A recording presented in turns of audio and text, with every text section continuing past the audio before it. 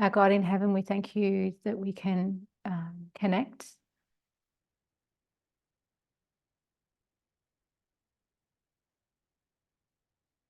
And help us to understand the things in history.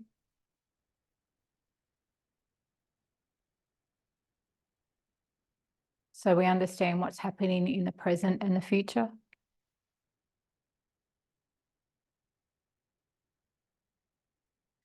We ask that, I ask that you give me the words to speak and ears to hear. We thank you in your name, Jesus. Amen.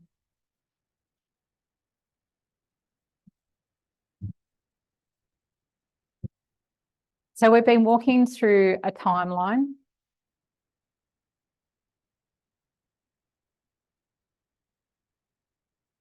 And we've actually arrived at a pivotal moment in history for the LGBTQI community.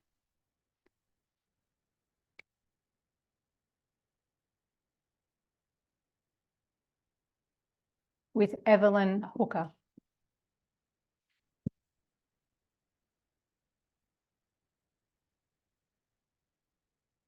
You know, when you read about people and you wish you could meet them?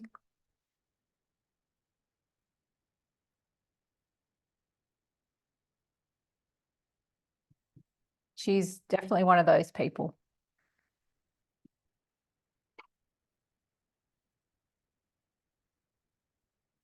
I just want to talk about the line that we just walked through before.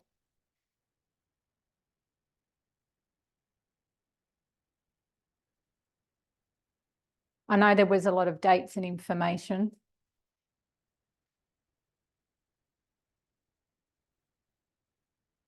And it was really a very scraping of the surface.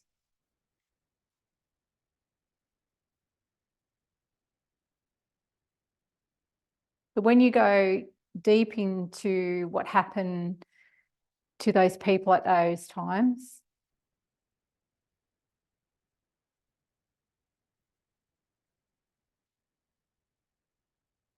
it gives you a really good perspective of how horrible it was for those people.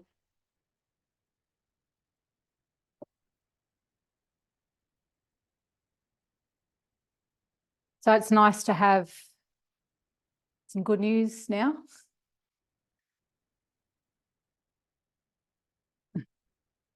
That's what you want to call it. But I'll say that it is a turning point in history.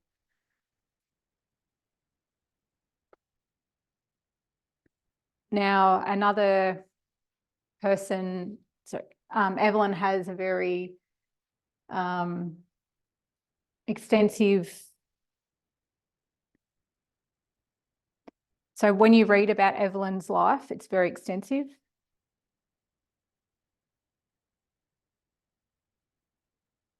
So once again, just a little snapshot of who she is.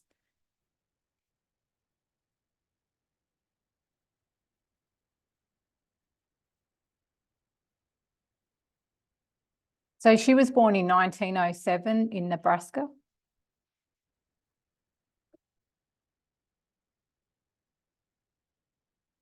So she was born to a very poor family.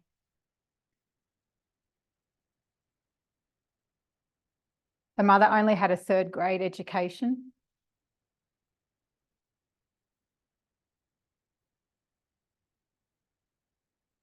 So her mother's words provided these excellent foundation for her life when she said,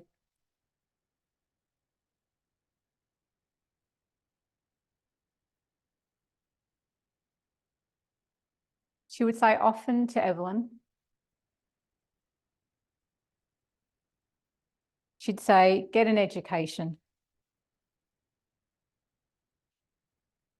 Because they can never take that from you.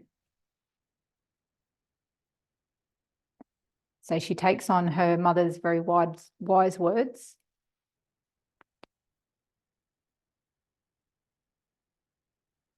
And in 1932, she's granted a PhD.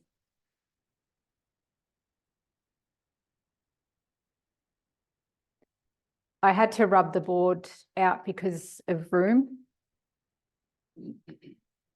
But if we think in 1932, the depression is quite bad.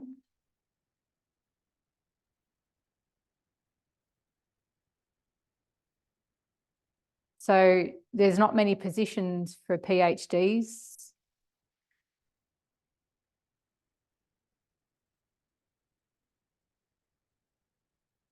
But she's very fortunate and she gets a teaching job in a small women's college.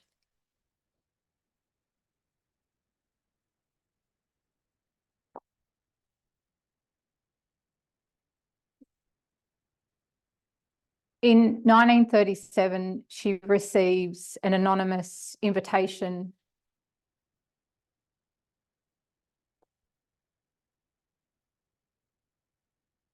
to go to Europe for a year. And this purpose was to study psychotherapy.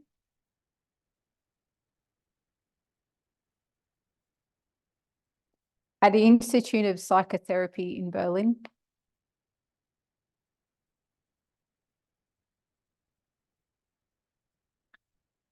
Her interests have been increasingly turning to clinical psychology.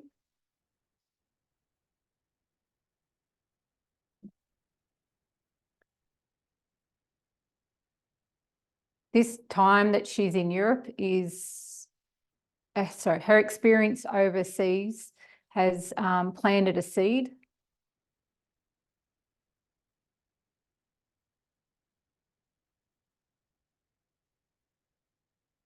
That contributed to her wanting to help correct social injustice.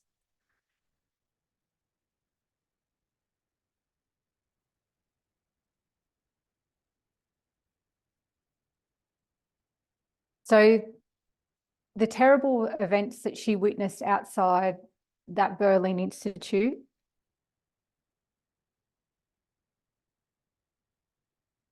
were life-changing.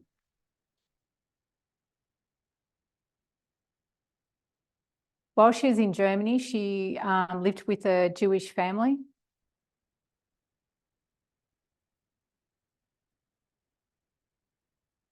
So she got a first-hand look at the rise of Adolf Hitler.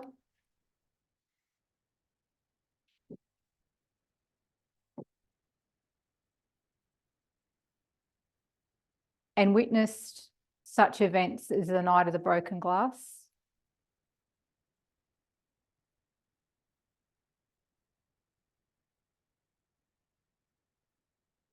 So she's seen these events through their eyes.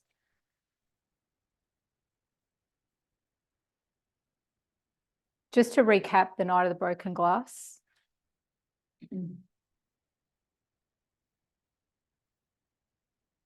So on November the 9th, 1938,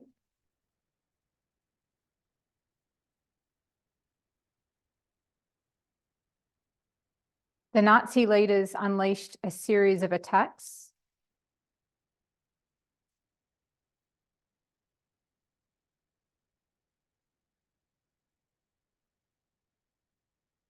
against the Jewish population in Germany. So shattered glass litters the streets.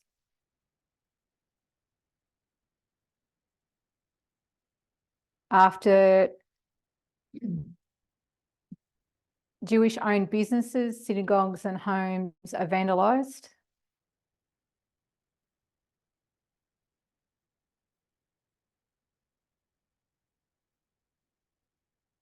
And that experience impacts her greatly.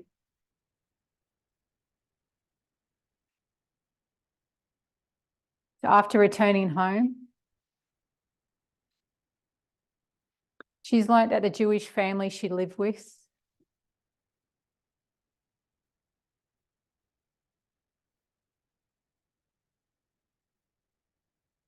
So all the members of the host family were killed in a concentration camp.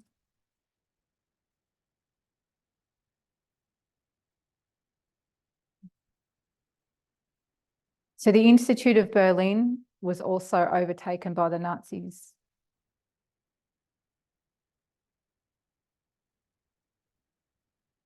So what is this pivotal moment in history I'm talking about?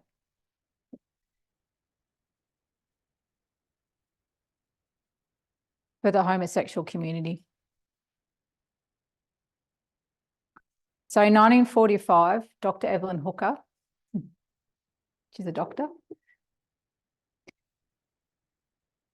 is a UCLA psychologist.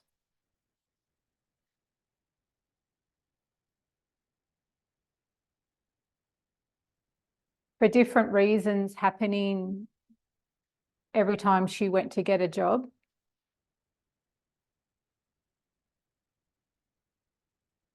Because she was a woman. They didn't want women in that workplace.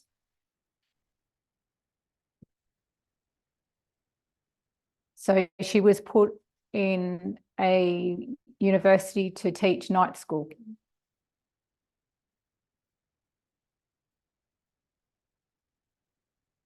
One of her very bright former students,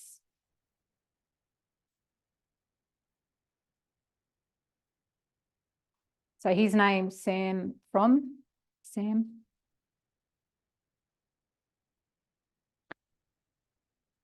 They spend a lot of time with Evelyn. Sorry, Sam and his male partner spend a lot of time with Evelyn outside, going to dinner and out to restaurants.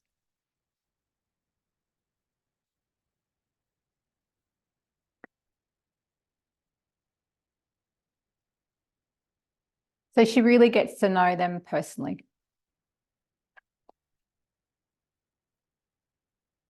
And they approached her one day and they said, you need to study us normal homosexuals.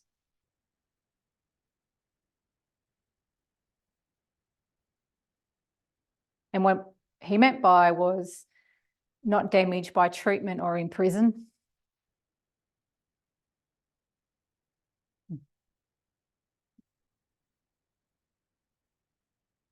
But people who are in society. And he asks her because he wants to show the world what they are really like.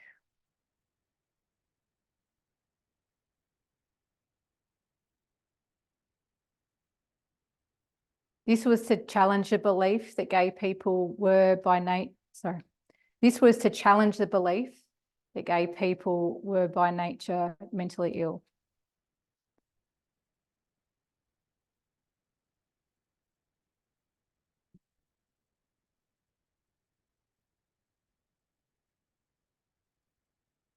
So he wants to challenge this belief. So Dr. Hooker takes up the challenge.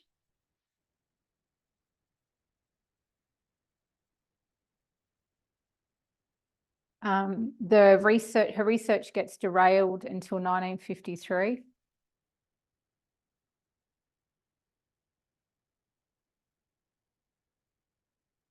She actually secures an unlikely government grant.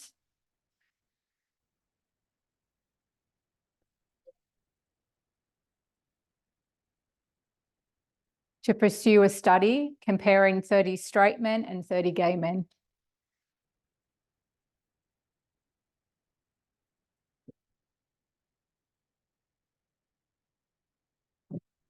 So she gives these 60 men 3 different tests each. So 3 tests each.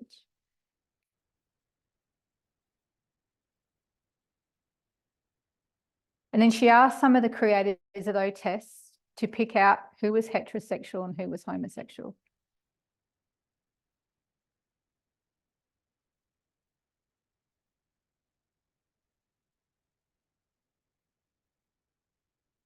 And not one of the experts could distinguish who was straight and who was gay.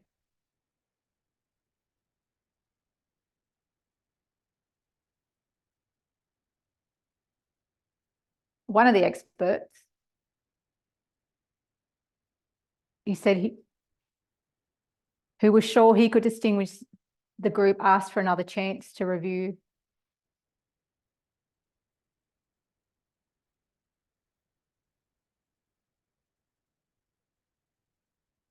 But he got the same result.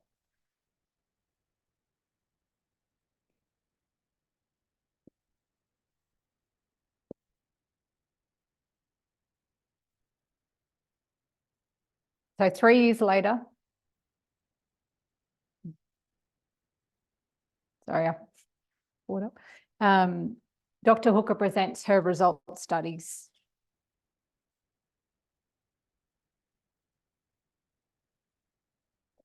If we can remember the political and social climate,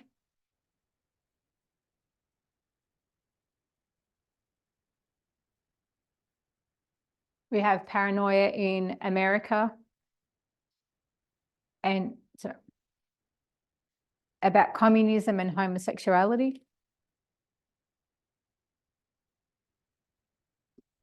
A threat to the country's security and to their children.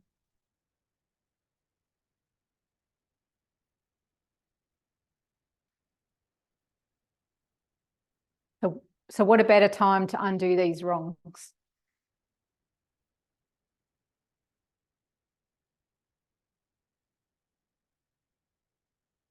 So in 1956, she presents her results.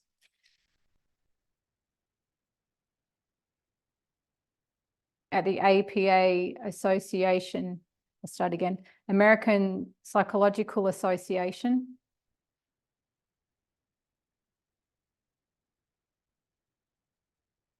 Another APA acronym. APA.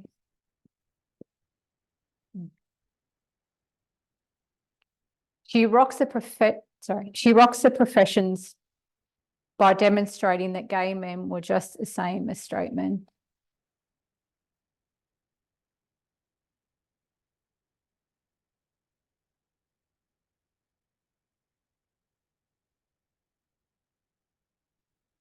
Well, it will be another 17 years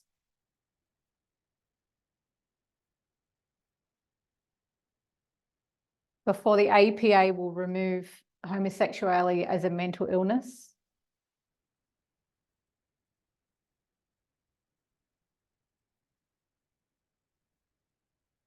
So Dr. Hooker's study helped pave that way.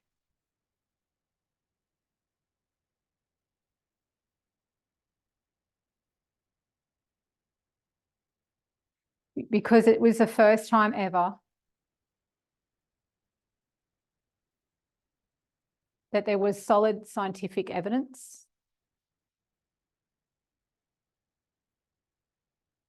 that heterosexuals and homosexuals were no different in mental health.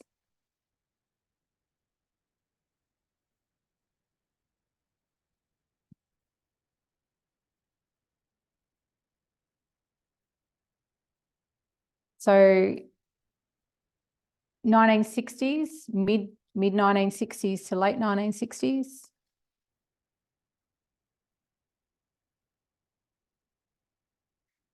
There's a lot of social changes happening.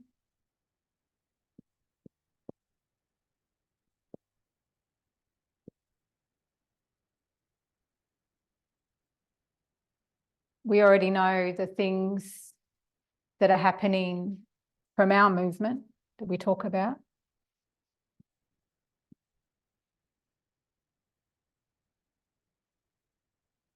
You have the civil rights and second wave feminism.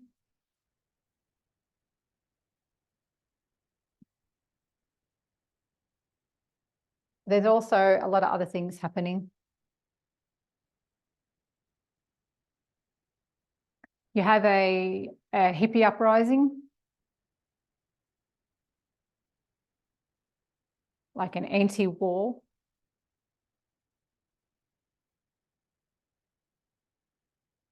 An anti-establishment.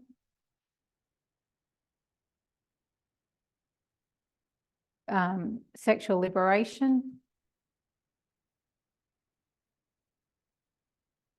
and environmental awareness.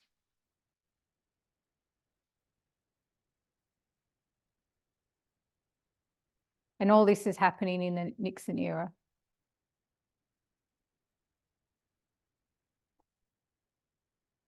So she's been asked,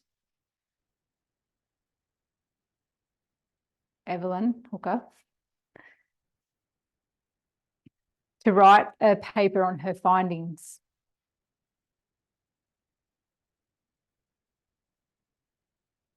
So they get buried because she's a woman.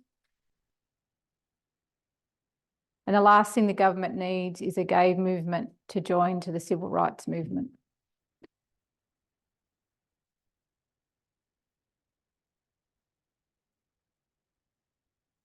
But in 1860, you have the gay and lesbian liberation movement begin.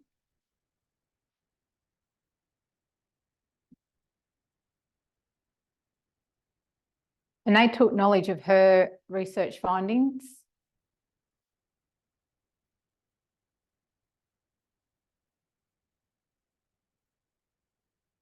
so they publish it.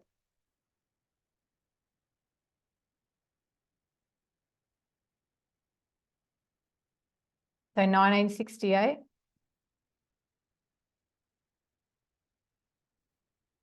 the AEPA is still calling homosexual as a mental disorder.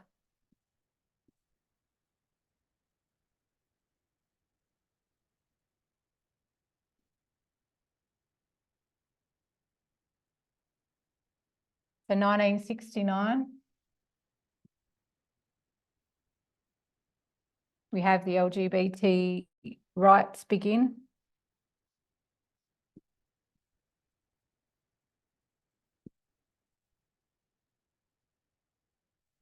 With Stonewall.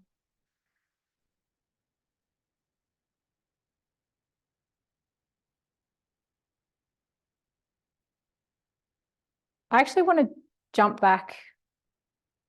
It seems like a long way, but 100 years before Stonewall.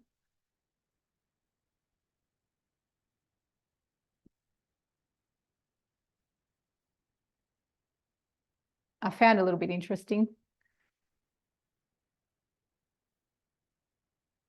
But back in 1865,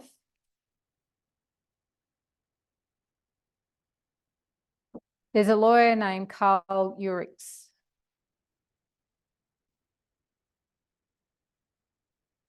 So he was saying, even before the word homosexual was existed,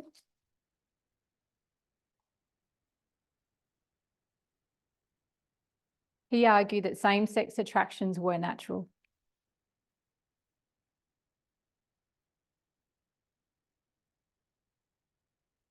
And those who experience it should be treated the same as anybody else.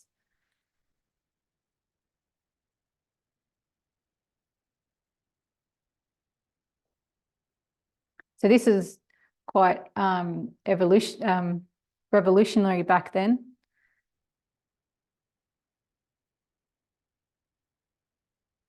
He became the first homosexual to speak out publicly in defence of homosexuality.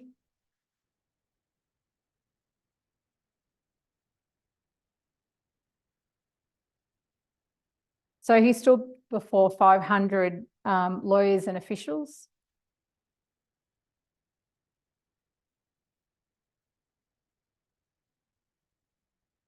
So he argues the appeal of sodomy laws that criminalise sex between men.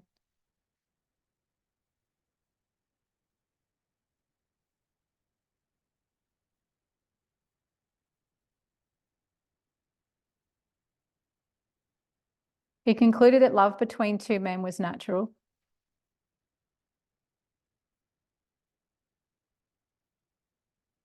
And it's something they were born with.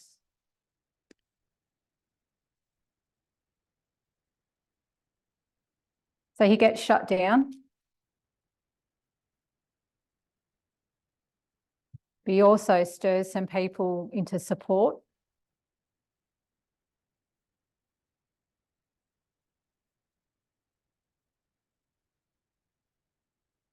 Urich's lifetime, he refused to use that word homosexual.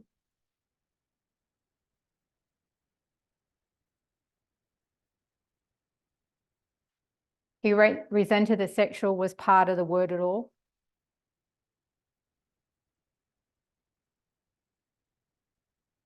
That this relationship be seen beyond sexual acts.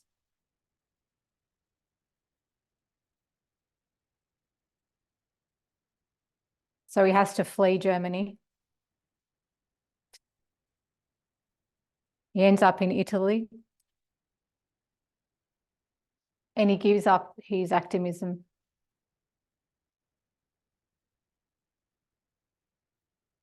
So this fight for human rights has been on many lips.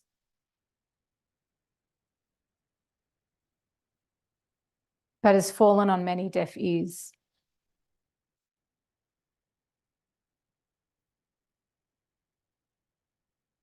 So we're jumping back to 1960. In the next article, 4.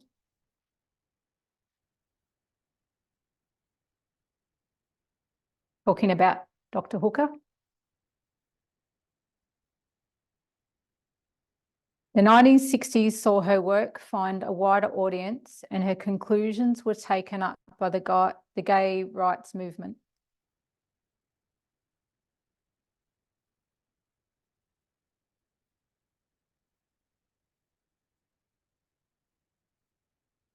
In 1961, Hooker was invited to lecture in Europe, and in 1967, the director of the National Institute of Mental Health asked her to produce a report on what the Institute should do about homosexual men.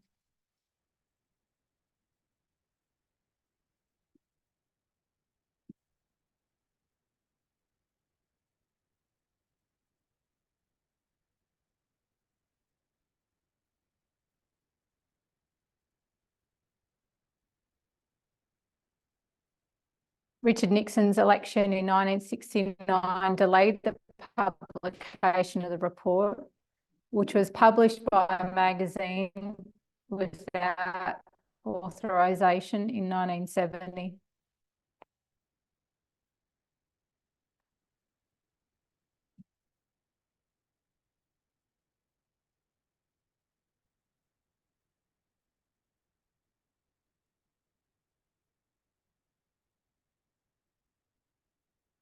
And in this report,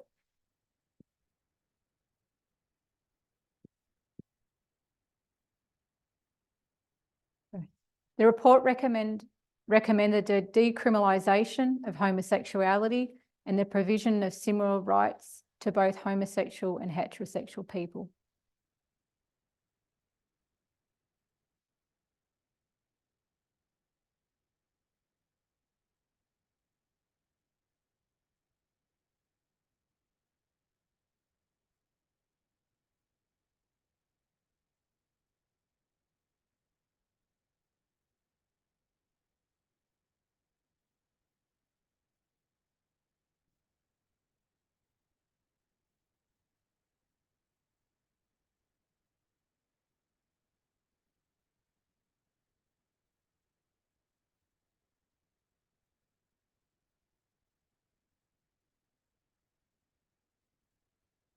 So we come to 1973.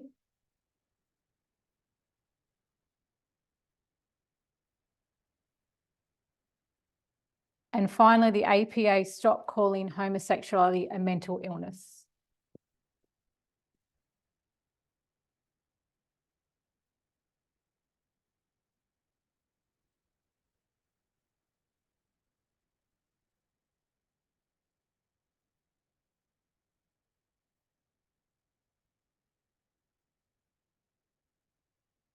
So the two people that we spoke about,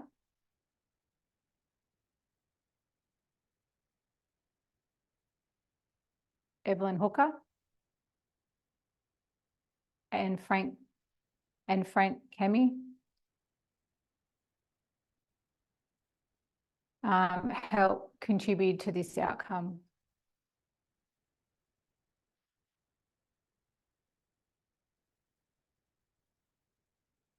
Read from Article 5.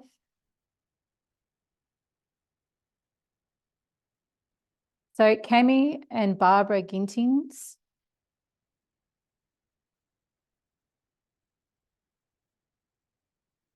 So Barbara was American activist.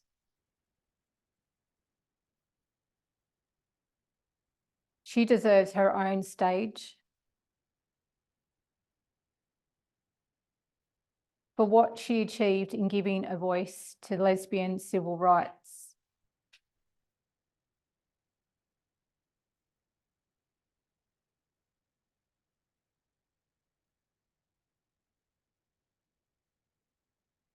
That's for another story. Continue on the article. Convince the American Psychiatric Association to hold a debate. So Barbara and Kemi have said, let's hold a debate.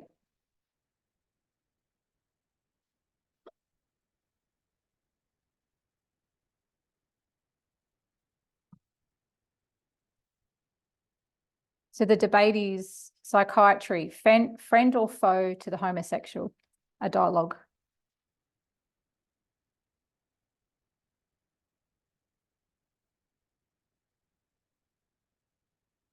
At their annual meeting in Dallas.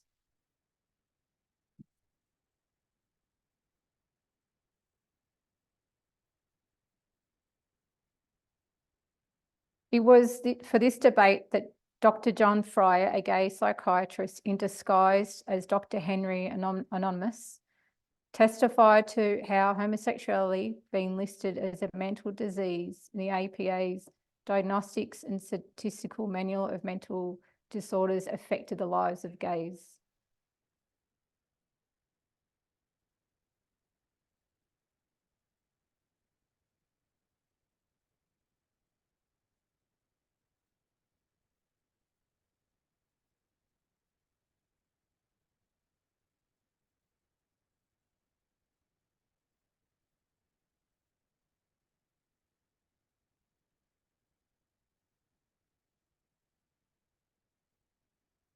So it affected the lives of gay psychiatrists and other homosexuals.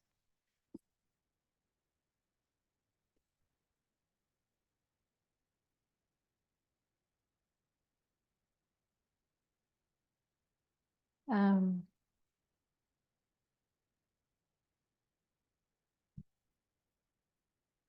Kemi had approached numerous gay psychiatrists, but Fry was the only one who agreed to testify.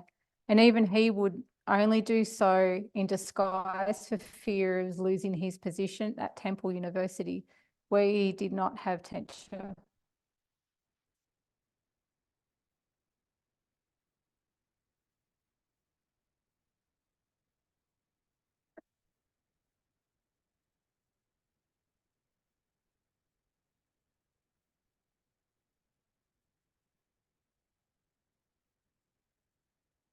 So the APA, the following year, the APA removed homosexuality from the DSM.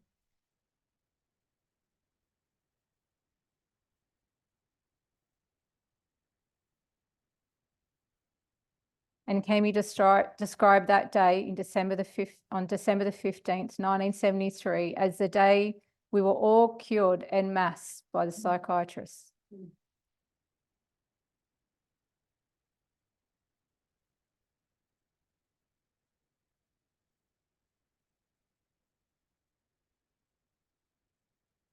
So finally, after all these years, somebody's listening.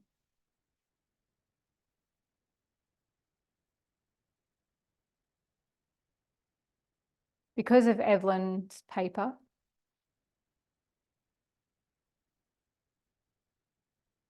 these changes helped to save a lot of gay men and women from mental health institutions.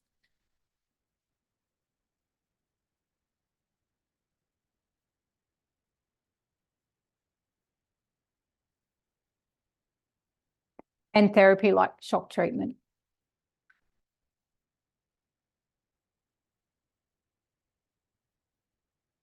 So quoting Evelyn Hooker later on in her life,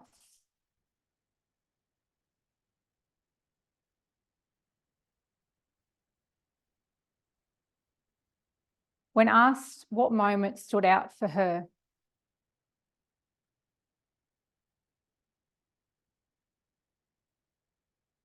so with tears streaming down her face, she says,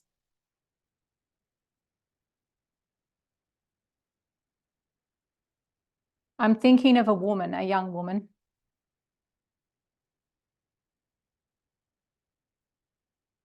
who came up to me in a meeting and said,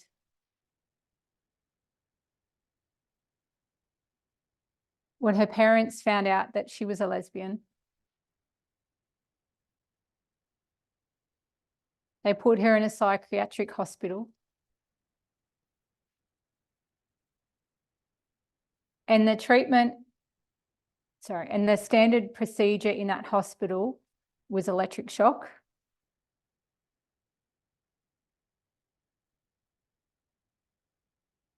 But her psychiatrist was familiar with my work," she says.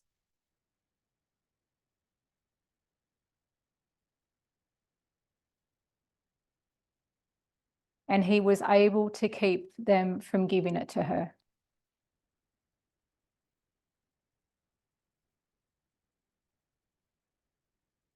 So the young woman said that she'd saved her life.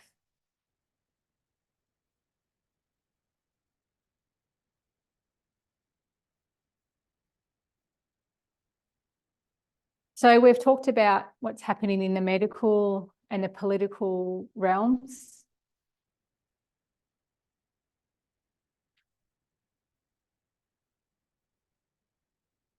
Now we just want to touch on religion.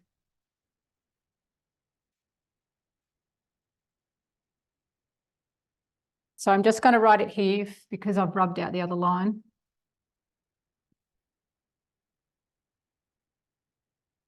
So in 1946,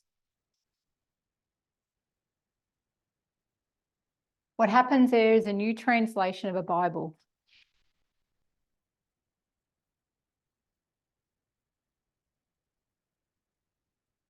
So this is the 1946 RSV.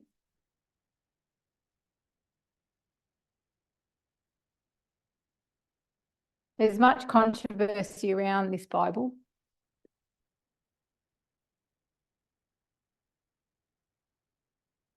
But we're just looking at homosexuality.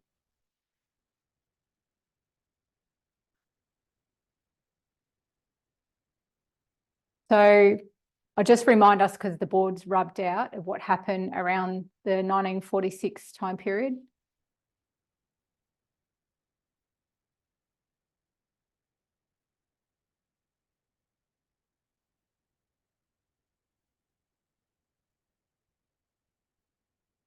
So medically, they're saying that you're mentally ill.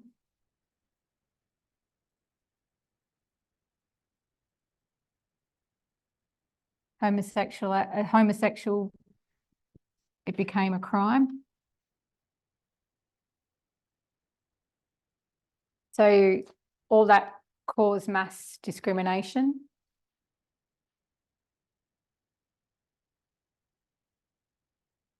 And that, like we've said, there was no substantial control studies to say that any of this was true.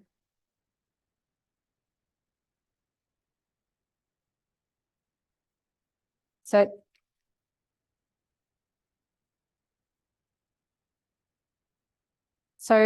the language is commonly used now.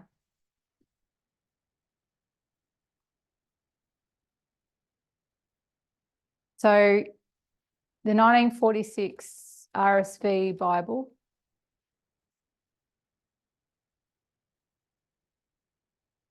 you can see that down there.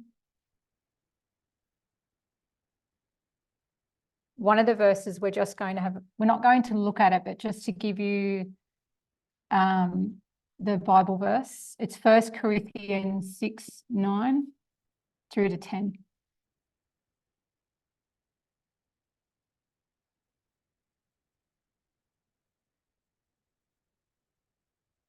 So for the first time in any language, in any Bible,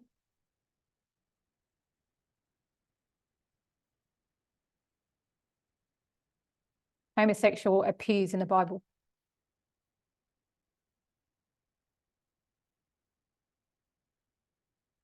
In no other Bible had that word appeared before 1946.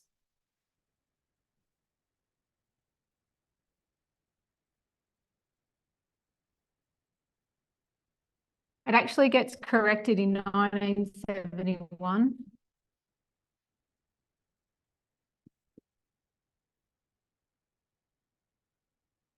So 1946, it's homosexuality.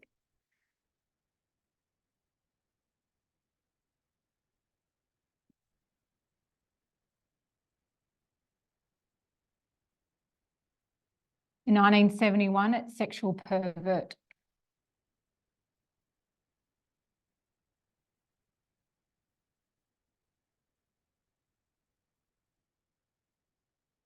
So for 25 years, this word has been used until it was corrected.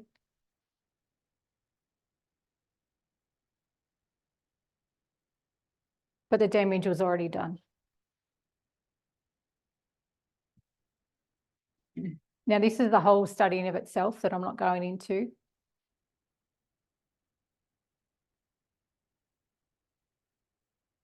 That can be for another time. So this community has been misdiagnosed, misunderstood, and mistreated.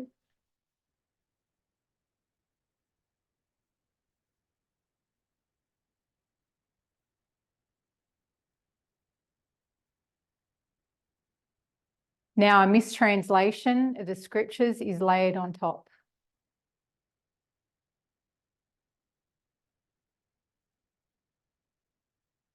So everywhere this community turns, in society, it seems people want to cast them out.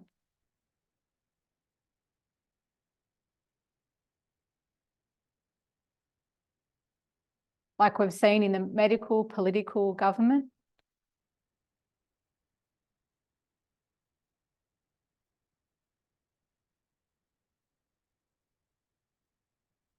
The workplace and families.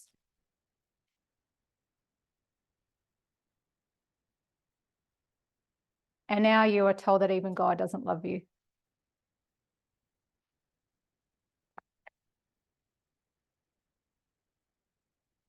So for a long time, it wasn't a church issue so much.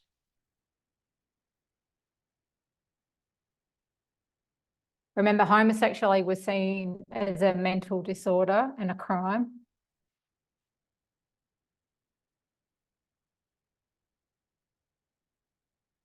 So the science and medical world are trying to fix it.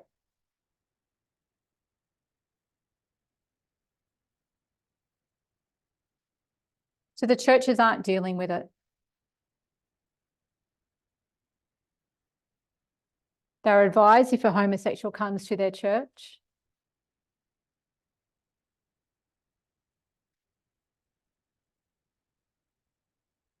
So they would be told to direct them to a professional because it was a mental illness.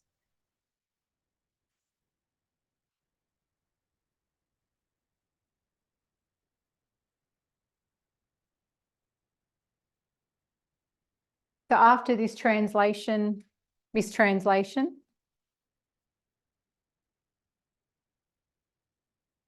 homosexuality is a sin in the Bible.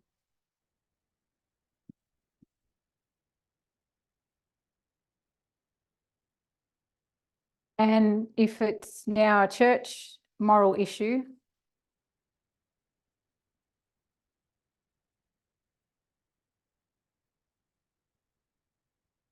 then the church needs to deal with it. The medical world is saying it's not a mental illness anymore.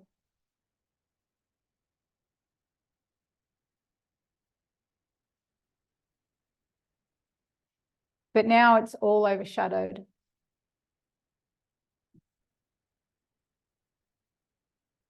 people are told in their Bibles that homosexual person cannot enter the kingdom.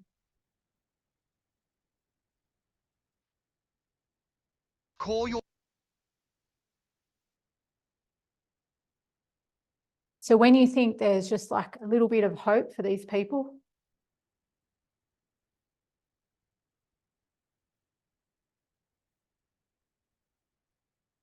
it doesn't stop, it just changes form.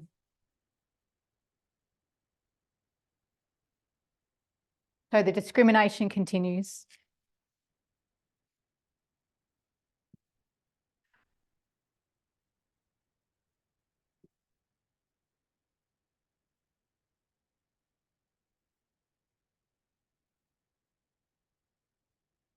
I know we're skipping a lot of history, but we're at 1980.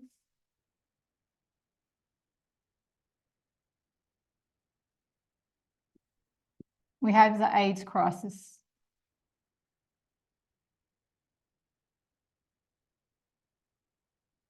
So in 1980, I'll start again, sorry. In 1980, only 4 cases were diagnosed.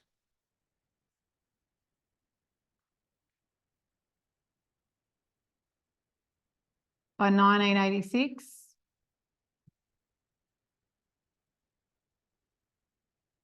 by the time the president says the word HIV,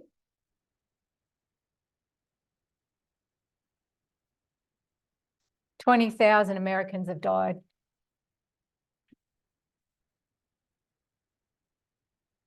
And 36,000 have HIV.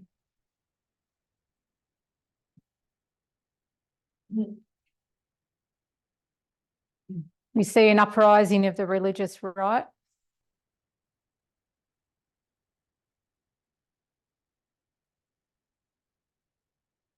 And that's another whole study of its own.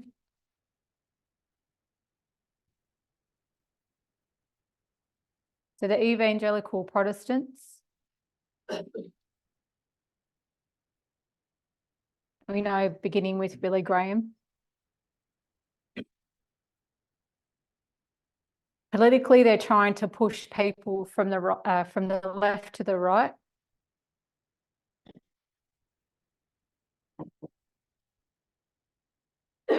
Politically.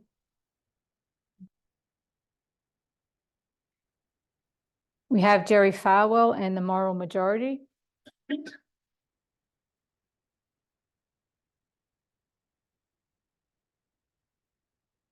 Which for this movement made us go from right to left.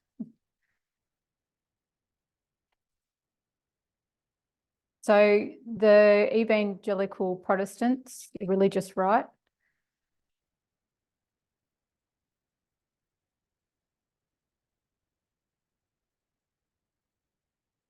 so they've literally taken it all back to around the 1950s.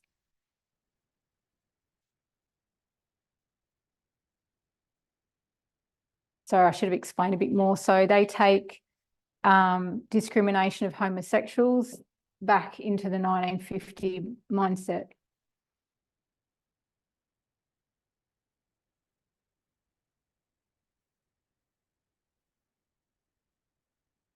Because it's a moral issue now and only the church can fix it.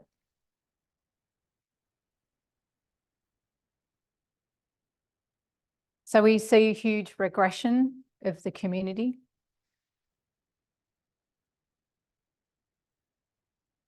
Because of the religious right. So I've just got some closing thoughts.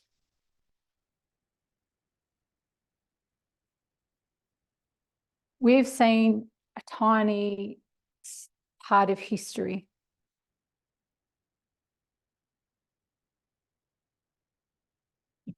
How the LGBTQ community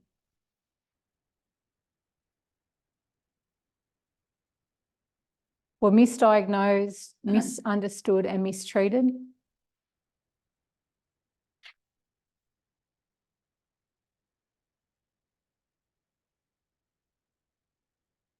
We saw some turning points.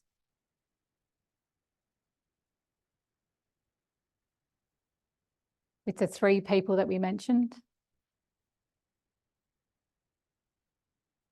because of their love of humanity. So they help take down the misunderstandings and misdiagnosis,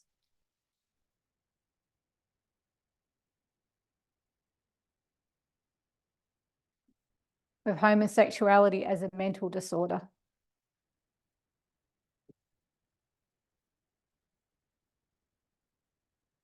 HEMI helps take down sodomy laws.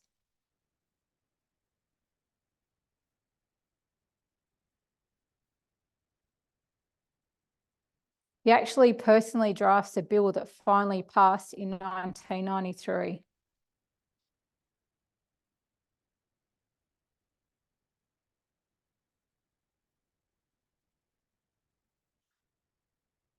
So we can cross out crime.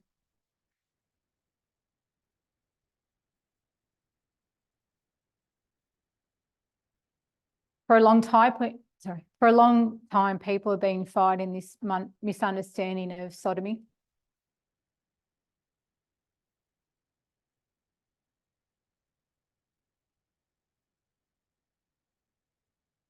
From lawyers to journalists to astronomers.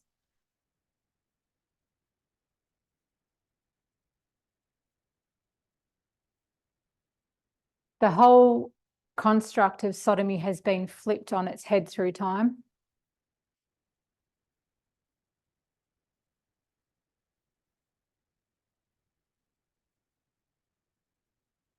So the word sodomy has changed its meaning over time.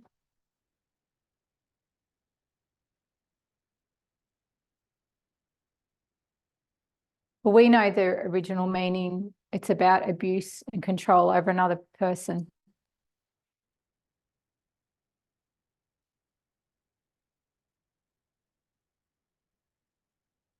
So power over someone.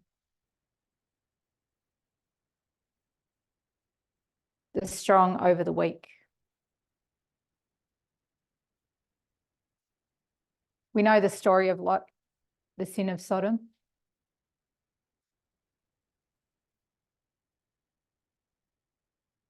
It was about abuse,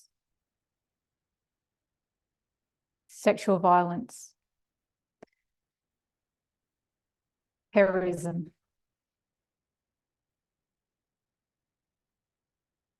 So the sin of Sodom can never be labelled onto a person.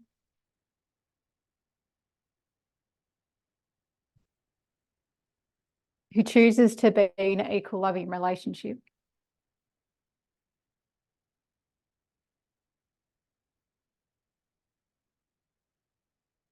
We've gone through scriptural texts with elder Tess.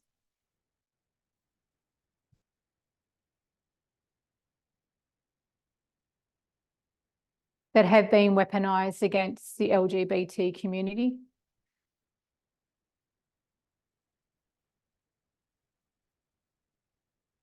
And this is because of wrong methodology. The disease of literal to literal interpretation.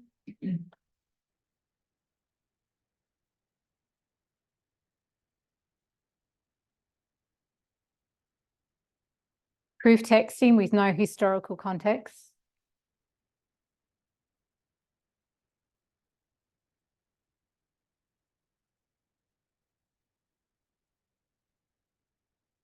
So our prophetic methodology has pulled down these misinterpretations of those texts.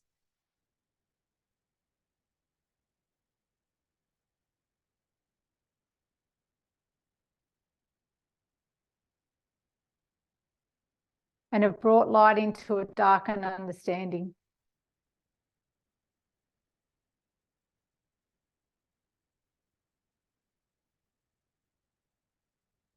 This movement has taken down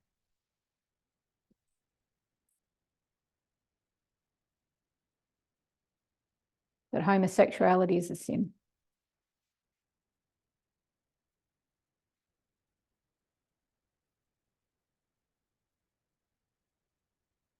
If I could strip all this back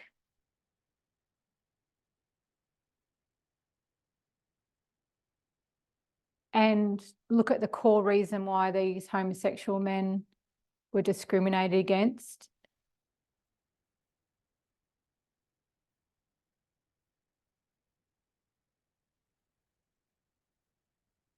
it's a basic concept. It's because these men were not seen to be acting like real men.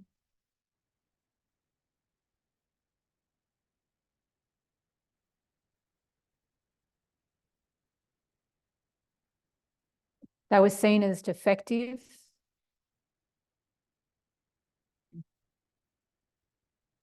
broken and weak.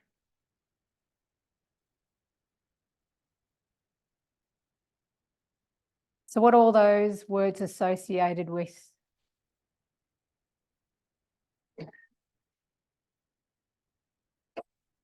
It's with being female. And when we live in a patriarchal world, what don't you want to be associated with? That's being female.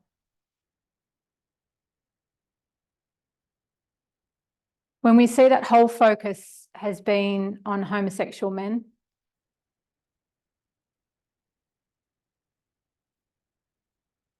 we can also see highlighted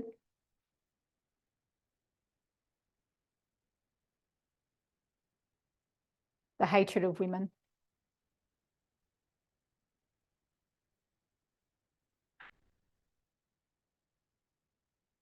This movement has been taught through the prophetic understandings.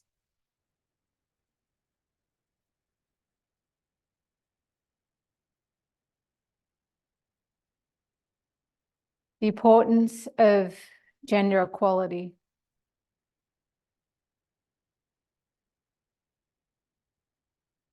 The discrimination and abuse that this community has been through.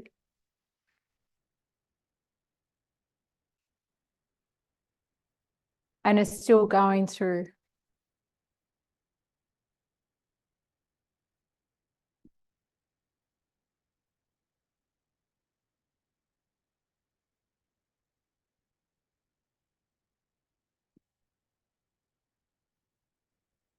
Because of gender stereotypes.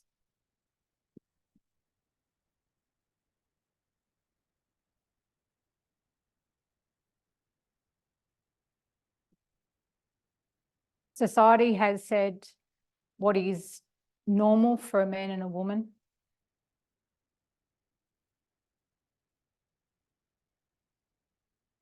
So everything outside that model is considered abnormal.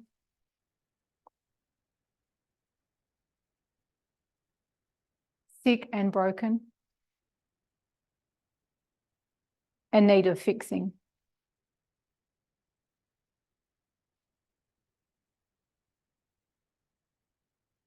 So society's expectations of how a male and female should look.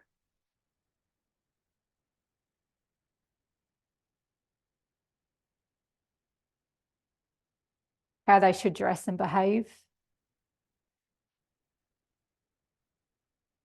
How they conduct themselves.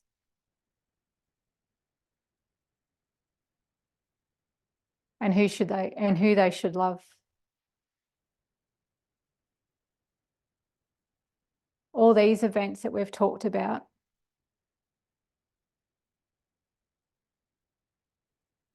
are a thread of a patriarchal culture that's been driving our world for thousands of years.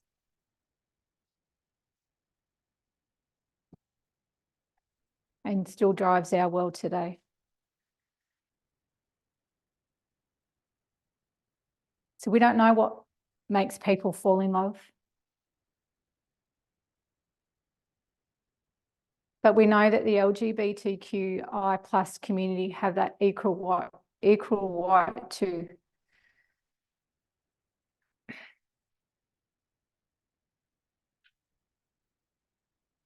So the equal right to have a loving, equal relationship with whoever they choose.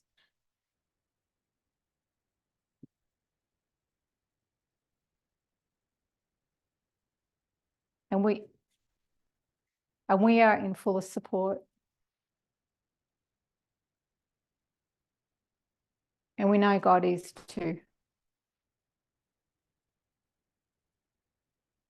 So we know our test is about gender equality.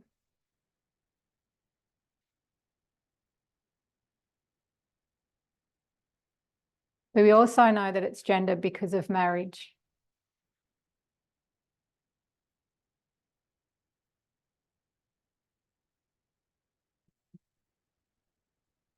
The twin institutions of Eden is Sabbath and marriage. And to rightfully understand marriage.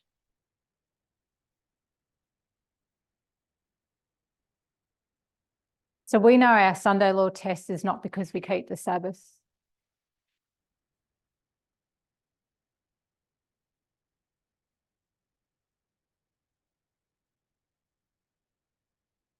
And others keep Sunday.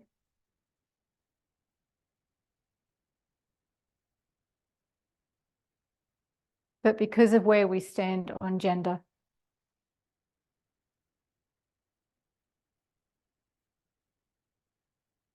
In opposition to evangelical Protestants.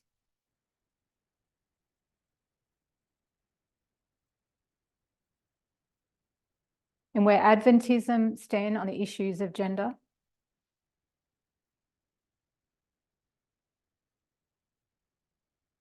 In union with evangelical Protestants.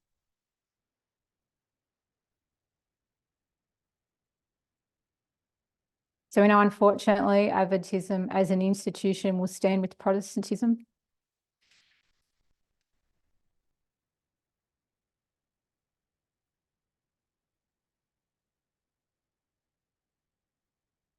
And give homage to the papacy.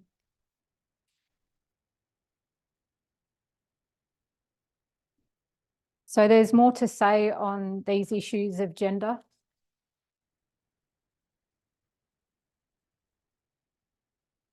And about challenging the gender stereotypes.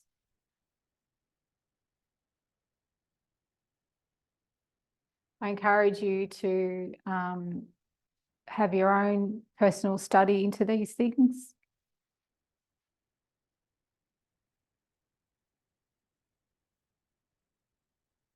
There's much to learn.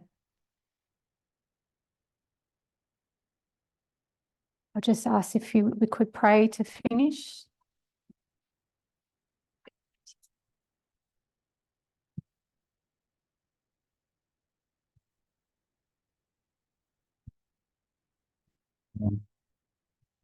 Our God in heaven,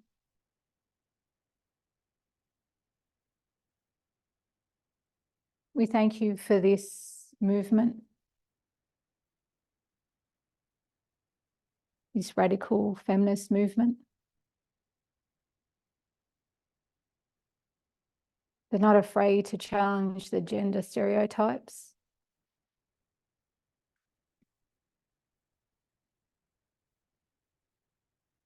And call out when there's discrimination.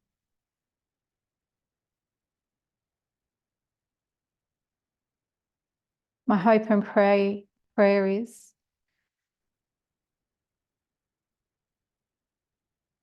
that we would not take these things lightly.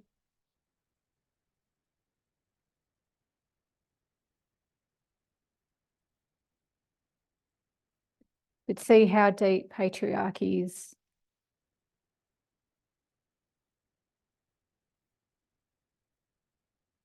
In all aspects of our lives. We thank you that you love us. And as we share that love to one another,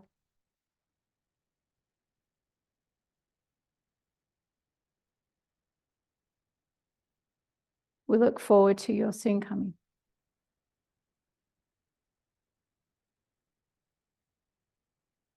We ask this in your name, Jesus. Amen.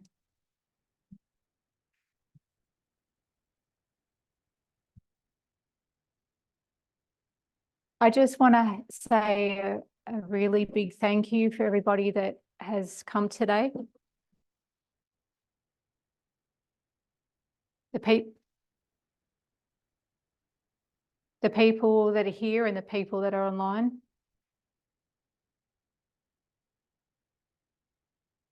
And look forward to seeing you all again soon.